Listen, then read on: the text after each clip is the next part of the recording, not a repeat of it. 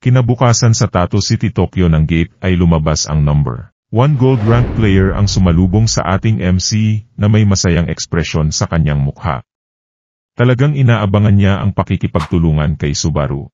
Ganun din ang sinabi sa kanya ni Subaru dahil kasama niya rin si Seiya. Bago ang palitan ng mga mentor na ito, sinabi ni Ryu sa ating MC na iba talaga ang paraan ng pakikipaglaban niya kay Renji. At dahil gumagamit din si Subaru ng parang espada na sandata tulad ni Renji, magiging magandang halimbawa siya para pagbutihin ang kanyang skills. Ang lalaking ito ngayon ang perpektong magtuturo kay Subaru. Habang naglalakad sila papunta sa gate, tuwang-tuwa ang ating MC dahil tuturuan na siya ng pinakamalakas na player sa Japan. Pero bago sila makapasok ay may bumati kay Renji. Ang lalaking ito ay si Mr. Amada, at naibanggit na ang gate na ito ay nakareserba na sa kanyang pangkat ng silver rank na pinangalan ng Happy Yamada Club. Pagkatapos ay sinuri ni Renji ang kanyang record upang kumpirmahin ang impormasyong ito. This guy then smiled and apologized. Nagkamali talaga siya. I felt like he was high at this point. Sa puntong ito ay nabunyag na ang gate na pinareserba ni Renji ay nasa Narama City at 1 oras ang layo mula dito. Makalipas ang 1 oras at kalahati, dumating na ang grupo ni Subaru. Ang isang ito ay tinatawag na isang misteryosong gubat at ito ay isang 4-star gate. Pagkatapos ay binalaan ni Renji si Subaru tungkol sa difficulty ng 4 na bituin na gates. Alam niyang naranasan na ni Subaru ang ilan sa mga ito, ngunit kailangan pa rin niyang mag-ingat. Sinabi niya ito habang hinihila siya ng latian. Ito ay nagpapanik kay Subaru dahil ang pinakamalakas na manlalaro ng Japan ay naging pabaya kaysa sa inaasahan. Tinanong siya ng ating MC kung gusto niya ba siyang hilahin palabas pero ang nakuha lang niya ay isang thumbs up mula kay Renji. At pagkaraan ng ilang segundo ay tuluyan ng lumubog si Renji. Iniisip nila ngayon kung ano ang mali sa kanya.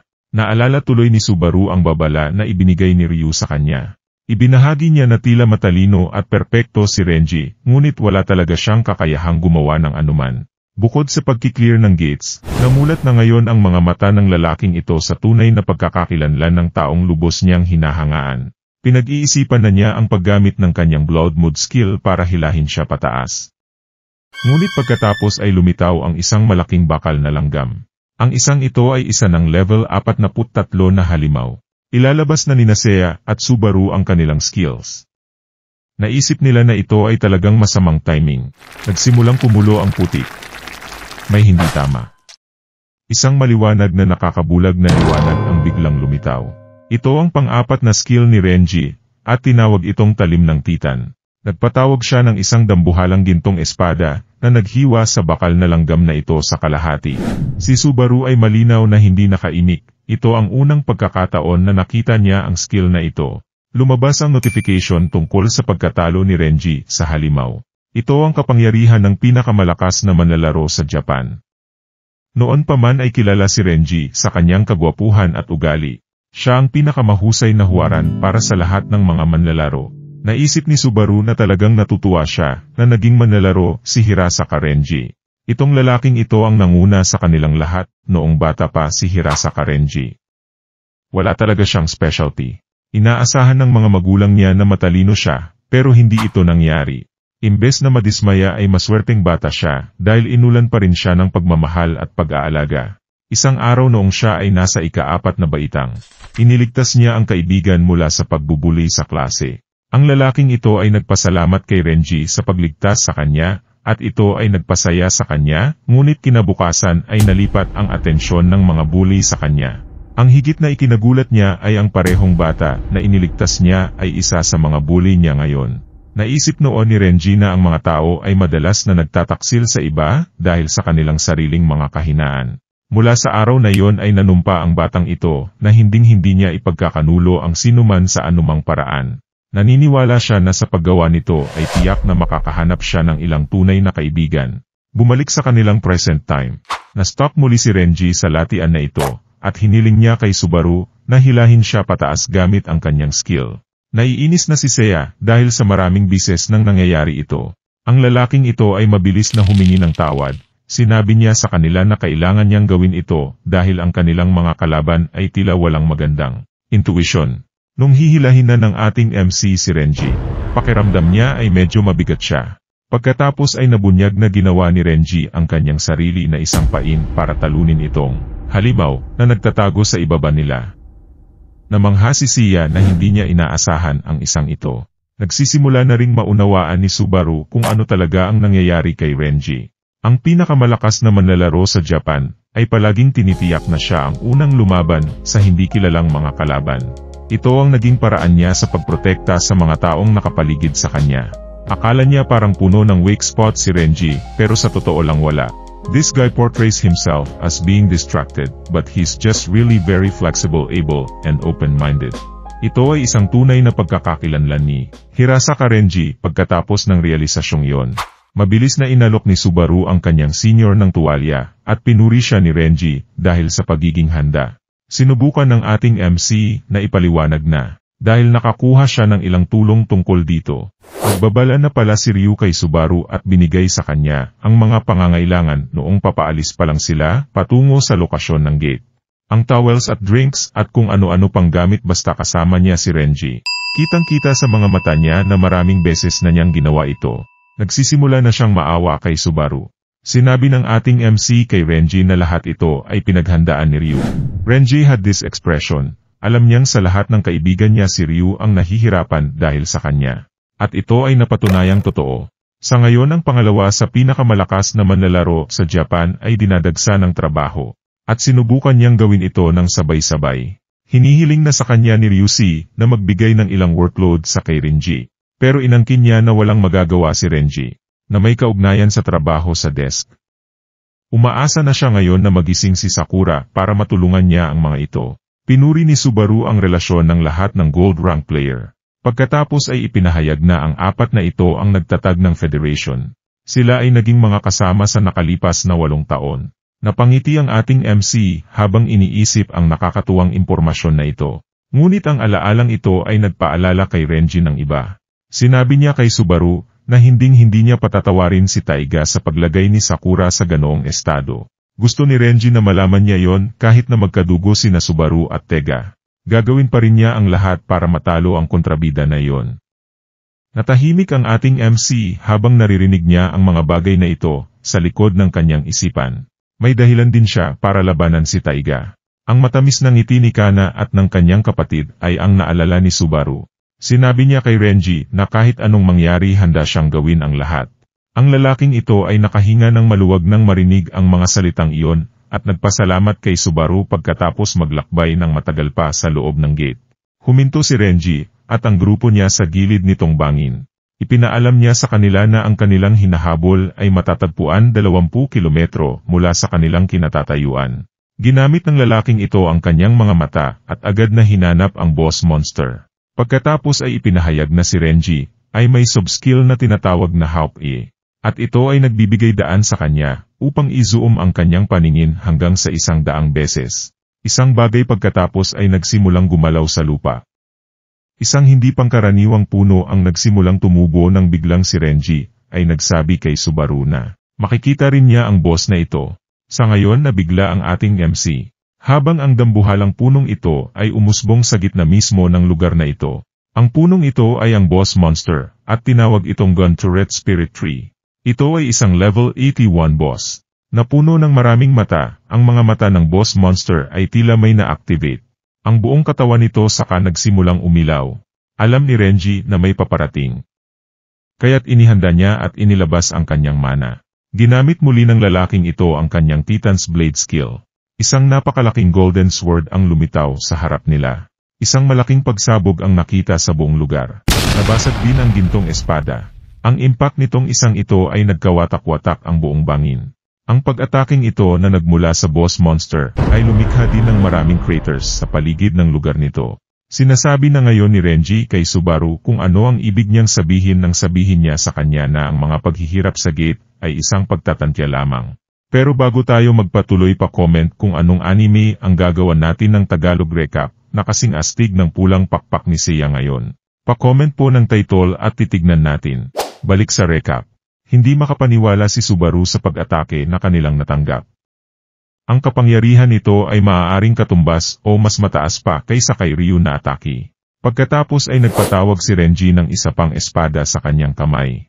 Sinabi niya kay Subaru na ang mga halimaw sa loob ng gate na ito ay para talaga sa 4-star gates. Sa kanya inindayog ang gintong espada na nasa kamay niya. Nabanggit din niya na ang boss monsters sa loob ng gate ay maaaring nag-iba ang antas ng kanilang difficulty. Ang kinakaharap nila ngayon ay isang boss monster ng mababa o lower class 5-star gate. Iniisip ngayon ng ating MC kung paano nila matatalo ang isang ito. Naisip niya na namatay na sila kung hindi napigilan ni Renji ang pag-atake gamit ang kanyang Titan's Blade skill. Si Renji naman ay nagulat dahil nakakalipad si Subaru ng ganito kataas. Isang asul na substance pagkatapos ay nagsimulang lumabas mula sa halimaw na ito ng puno. Ito ay dugo nito. Nagawa itong tamaan ni Renji gamit ang kanyang skill. Ang taong ito ay nagpapasalamat kay Subaru dahil ang paglipad ng mataas ay nagbigay daan sa kanya na talunin ang halimaw na ito sa isang iglap. Muling natahimik si Subaru. Ang isang lower class 5-star boss monster ay inatake ni Renji nang mas mabilis kaysa sa pagkurap niya ng kanyang mata. Ang skill na ginamit ni Renji ay tinatawag na Warp Edge. Ito ay nagbibigay daan sa kanya upang i-warp ang atake gamit ang isang talim sa anumang lugar na aabot ng kanyang paningin. Ang skill na ito ay mayroon ding mataas na panganib bukod sa pagkonsumo ng maraming mana. Ngunit kung ito ay naisakatuparan ng tama, ang tagumpay ay garantisado. Ang notification na kumupirma na talo nila ang boss ay lumabas. Mayroon na silang 30 minuto para lumikas sa Underworld. Pabalik sa punong tanggapan ng Federation, nagpasalamat sina Renji at Subaru sa isa't isa para sa kanilang trabaho ngayon. Mas na-appreciate ito ng ating MC dahil marami siyang natutunan. Humingi ng tawad si Renji dahil natalo niya ang amo ng mag-isa. Humingi din siya ng favor sa ating MC. Gusto niyang huwag sabihin ni Subaru kay Ryu ang mga pagkakamaling nagawa niya ngayon. Mabilis ding humingi ng tawad ang ating MC dahil nagpadala na siya ng report kay Ryu. At sa ngayon nakatayo na sa likod nila ang lalaking ito. Alam ni Renji na wala siyang magagawa ngayon at tinanggap niya ang kanyang kapalaran. This guy told Subaru that they will meet at the same time tomorrow. Habang hinihila ni Ryu, nagpaalam siya sa ating MC na magpapareserve siya ng 5-star gate para sa kanila. Kaya dapat paghandaan niya ito. Nagbago ang ekspresyon ni Subaru nang marinig niya ang tungkol dito. Mamayang gabi nakabalik na ang ating MC sa hotel room niya. Ang taong ito ay nagmumuni-muni at nag-iisip pa rin tungkol sa 5-star gate. Na malapit na silang mag-clear bukas. Akala niya ay isang lower class 5-star boss lang ang boss monster na muntik nang pumatay sa kanila. Malinaw na naramdaman ni Subaru ang pressure at kadalian. Sa kanya ipinikit ang mga mata niya para mas makapag-focus siya. This guy started to imagine the way na lumaban si Renji. Nais niyang iakma ang ilan sa mga ito sa sarili niyang estilo ng pakikipaglaban. Sinubukan niyang gawin ito ng ilang minuto at sa pagtatapos ng gabi ay napagpasyahan niyang wala siyang nakuha mula dito. Samantala, sa base ng Dark Group, ang taong ito ay nagtatanong sa isang tao tungkol sa bilang ng kanilang lakas. Sa ngayon sinabi sa kanya ng ibang lalaki na kasama niya sa school grounds na mayroon na silang 20 na tao. Ngayon kasama na dito ang pinakamaganda at ang pinakamasama. Nangangahulugan din ito ng pagsisimula ng isang bagay. Sa Kandiashi Park, Shinagawa City. Doon nagsimula ang unang galaw. Itong mga lalaking nambubuli ng Shaka, noong araw na yon ang unang nakakita ng kung ano-ano. Dalawang hindi kilalang manlalaro ang sumalubong sa kanila. At sinimulan nilang ilabas itong madilim na aura sa kanilang paligid. Sa residential area sa Bunkai City, isa pang hakbang ang ginagawa. Kasangkot dito si Hizaki Julieta, ang pinuno ng pinakamakapangyarihang silver rank team. Sinalubong siya ng hindi kilalang lalaki. Mabilis na nainis si Julieta nang makita ang di pamilyar na mukha ng isang tao sa kanyang harapan. Ang hindi kilalang lalaki na bumati sa silver rank player na ito ay na napapaligiran ng malalaking insekto. Ang hakbang na ito ay inayos ng lalaking nakasuit na ito. Ito ay inilaan upang maisaayos at maplano ang mga bagay para sa kapakanan ng digmaan. Sinabi niya sa lahat na sisimulan na nila ang pangangaso. Kinabukasan ay may nagulat ng mahalagang balita sa Federation ito ay mula kay Julieta. At kasalukuyang kausap niya si Ryu. Nalaman ng taong ito na napatay ang pinuno ng silver rank team na Nabura. May nagsimulang sumbatan ni Ryu dahil nakakonfine daw siya. Hiniling ni Julieta kay Ryu na huwag maging ganoon sa pagkakataong ito ay biktima siya ng pag-atake.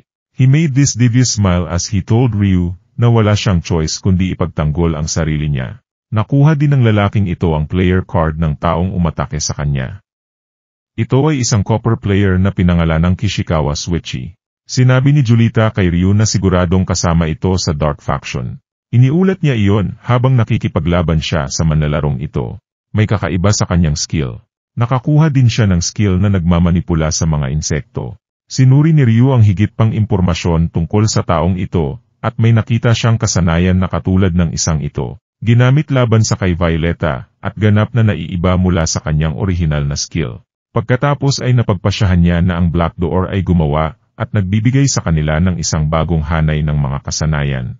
Napag-alaman din na maraming manlalaro ang inatake kagabi. Kabilang dito ang pangkat ng Grax. So far si Violeta lang ang nanalo laban sa Dark Faction players. Naunawaan ni Violeta na kailangan niyang mag-ingat ngayon at tinapos niya ang kanyang ulat.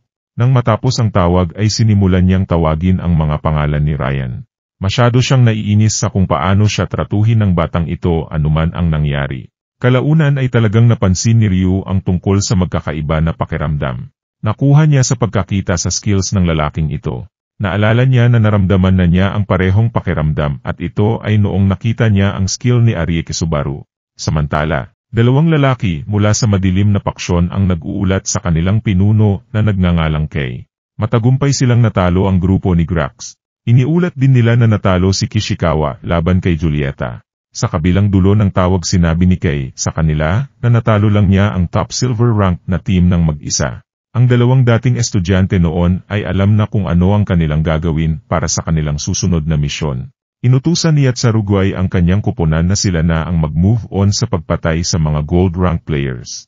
Sa Marunouchi, Chiyoda City, Tokyo, isang grupo ng mga tao ang nakatayo sa harap ng isang gate. Kabilang dito sina Renji, Subaru at Seiya. Sinalubong sila ng mga lalaking ito mula sa Reconnaissance Department. Ipapaliwanag nila ang diskarte sa paglilinis ng 5-star gate. Ang pangkat na ito ay pinangunahan ni Kyushyaka Masego. Pagkatapos ay ipinaglaban ni Subaru na talagang espesyal ang 5-star gates dahil may nakatalagang pangkat na itinalaga upang tulungan silang bumalangkas ng kanilang diskarte. Nabunyag na ang Reconnaissance Department ay isang information unit na inorganisa ni Ryu. Ang kanilang trabaho ay pataasin ang survival rate ng mga manlalaro kapag naglilinis ng gate. Napansin din ng ating MC na ikinasal si Kyushyaka dahil sa singsing sa daliri niya. She noted that when she retired as a player she was assigned here by Ryu. Nagpasalamat din ang babaeng ito kay Subaru dahil nang matalo niya ang Iskay Wheel. Nandun din ang asawa at anak niya sa Meguro City. Sinabi sa kanya ni Subaru na masaya siya na ligtas ang kanyang pamilya. Pagkatapos ng mahabang pagpapakilala, pagkatapos ay ipinakita ni Kyushyaka ang impormasyong kailangan para sa gate na ito. Ipinakita niya ang istruktura ng gate sa loob ng Underworld. Ang isang ito ay tinawag na Set of Storm and Thunder. Ito ay isang maliit na entablado, ngunit binubuo ng dalawang lugar na tinatawag na Hardin at Palasyo. Sa dulo ng palasyo, nakita ni Kyushyaka at ng kanyang team ang dalawang trono. Tinanong tuloy ni Renji kung ito ba ang lugar para sa boss monster ng gate na ito. Kinumpirma ni Kyushyaka ang impormasyong ito, ngunit hindi siya sigurado kung pareho ang mga nilalang na nakaupo sa mga upuang ito ay parehong boss monster. Biglang nakaramdam ng kaba si Subaru nang marinig niya na maaaring may dalawang boss na halimaw. Naalala niya tuloy ang karanasan niya nang makaharap niya ang Kobold at Goblin Chief. Ang ating MC ay hindi makapaniwala na ang kanyang unang pagkakataon na maalis ang 5-star gate ay magkakaroon ng ganitong antas ng kahirapan. Sinubukan ni Renji na kunin ang atensyon ng kanyang junior sa pamamagitan ng pagtawag sa kanyang pangalan. Tinanong niya si Subaru kung ayos lang siya at sinabi sa kanya ng ating MC na okay lang siya. Pagkatapos ay sinabi sa kanya ni Renji na dapat na nilang puntahan ang isang ito. Nakalimutan agad ni Subaru ang pressure na naramdaman niya kanina. Natahimik ang puso niya dahil alam niyang kasama niya ang pinakamalakas na manlalaro sa Japan. Alam niyang medyo iba si Renji, pero maasahan talaga ang isang ito. Pinangunahan ni Renji ang daan at binuksan ang gate. Si Hirasaka ay naiwan ang team niya sa labas ng gate. They wished Renji and his team the best of luck pero makalipas ang ilang segundo. May narinig siyang boses na sumisigaw sa likod niya, napalingon siya at nalaman niyang may umatake ngayon sa kanyang mga kasamahan. The one that attacked them was Kay. This guy was holding 2 dark swords, and he was already knitting his dark aura. Akala niya ay masyadong mahina ang mga manlalaro sa kanyang harapan. Napaisip agad ni Yusyaka, na ang lalaking ito ay kasama sa listahan na ipinadala ni Ryu sa kanilang lahat. She then tried to use her skills but it was too late. The next thing we know is, natalo na siya at nagre-report si Kei sa kasama niya na pumasok si Renji at Subaru sa isang 5-star gate. Tinanong din ni Kei ang nasa kabilang dulo ng linya na, buksan ang black door. In 10 minutes. Back to the realm of the dark faction. The one who talking with Kei was this one. Na may silver na buhok, ito ay isang bagong mukha ni Tiega. Nakumpirma rin na dati siyang gold rank player. At naging black rank player na rin si Tiega. Samantala, sa loob ng 5-star gate, ang napakalaking istrukturang ito ay bahagi ng palasyo ng lugar na ito at sa kabilang dulo ng lugar ay si Renji at ang kanyang pangkat. Mayroon na silang halos 330 araw para ay clear ang isang ito. Pagkatapos ay iniskan ni Subaru ang palasyo na medyo tahimik at medyo maganda ang panahon ngunit may kakaiba. Naramdaman ni Renji na kailangan niyang maging mas mapagmatsyag. Saka siya nag-request kay Seiya na humanda at i-lock ang gate para mag-umpisa. Naunawaan nila Seiya ang kahalagahan ng isang ito at sumunod kay Renji. Ang taong ito pagkatapos ay ipinatawag ang kanyang gintong espada. Masama talaga ang kutob niya sa isang ito. Lumabas ang abiso na nakalock na ang gate na hindi sila makakaalis sa lugar na ito hanggat hindi nila ito natatapos. Sa sandaling ito ay nakumpirma na ang panahon ay nagbago at nagsimulang umulan. Napansin din ito ni Subaru at Seiya na isang malakas na bugso ng hangin na papunta sa direksyon nila. Nagsimulang lumiwanag ng maliwanag ang palasyo. Ang buong paligid noon ay napuno ng mapanganib na presyon. Ipinaliwanag ni Subaru na para silang nasa gitna ng isang bagyo. Napansin din nila na nagsimula ng lumitaw ang mga halimaw sa paligid ng lugar. Ilang segundo pagkatapos nito, naramdaman ng tatlo ang presensya ng mga boss ng gate na ito. At ito ay lampas sa kanilang inaasahan. Alam nila na ito ay talagang magiging isang matinding gate ng kahirapan. Nagsimulang kausapin ni Subaru si Renji. Tinatanong niya kung totoo ba ang nararamdaman niya. Kinumpirma ni Renji na ang gate na ito ay talagang top class 5-star gate. Isa sa mga boss sa loob ng palasyo ay pinangalan ng Storm Delta. At ito ay isang antas 89 na nilalang. Ang isa naman ay pinangalan ng Thunder Killen at ito ay nasa level 73. Naamoy ng Storm Delta, na may pamilyar na bagay na pumasok sa gate nila. Naitanong niya sa kasama niya kung napansin din niya ito. Itong boss ay nagsasalita tungkol sa amoy ng Shiny Gold Knight na siyang may-ari ng Gold Door na nakuha ni Hirasa Karanji. Samantala, napansin ni Thunder Killen na may isa pa at mas iba ang amoy nito. Naisip niya na malamang nakaaway niya ito noon. Si Killen ay nagsasalita tungkol sa amoy ng kinasusuklaman niyang si Immortal Vanquish. At sa ngayon ay nakapasok na ang kanyang nagkatawang tao sa kaharian ni Killen. Ngumiti ang dalawang ito dahil pakiramdam nila ay napakahina pa ni Subaru. Nag-iisip sila ngayon kung makakaligtas pa ba ang nagkatawang tao na ito. Sa labas ng tatlong ito ay isang maliwanag na portal ang lumitaw sa harap nila. Isang grupo ng mga warriors pagkatapos ay nagsimulang lumabas ang mga taong ito ay may ganitong nakakatakot na presyon sa kanila. Nagsisimula ng matakot si Subaru nang makita niya ang mga nilalang na ito. Hindi siya makapaniwala na ang piitan na ito ay bubuo sa kanila bilang mga normal na mandurumo. Ang mga mandirigmang ito ay lahat ay mas malakas kaysa sa Skywawel.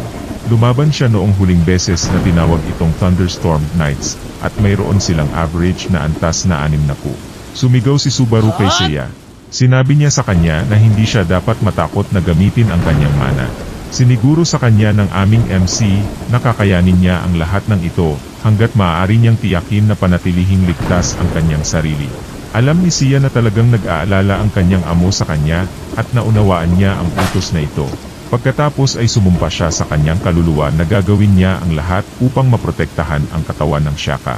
Ginamit ng babaeng ito ang sarili niyang Blood Mode Derivation skill. Tinatawag na Killing Field. Ginamit din ni Renji ang kanyang Golden Sword skill at binalaan sina Subaru at Seiya na ang mga kalaban ay paparating na. Ang mga knight na ito ay nagsimulang sumugod sa kanila. Si Subaru ay nasa kalagitnaan pa rin ng kanyang proseso ng pag-iisip. Alam niya na kung hindi niya gagawin ang lahat sa simula pa lang ay tiyak na mamamatay siya. Gamit ito ginamit ni Subaru ang kanyang Blood Mode skill at nilagyan ng kanyang Blood Armor. Ngunit ang isang ito ay ang pinabuting bersyon. Nagsimula siyang pumunta at rush patungo sa Thunderstorm Kites gamit ang kanyang Immortal Inverness skill. Salamat po sa panonood ng Tagalog Anime Recap and please subscribe to my channel and please hit the notification bell for more. Please like and comment if you like the video. Thank you and have a great day ahead.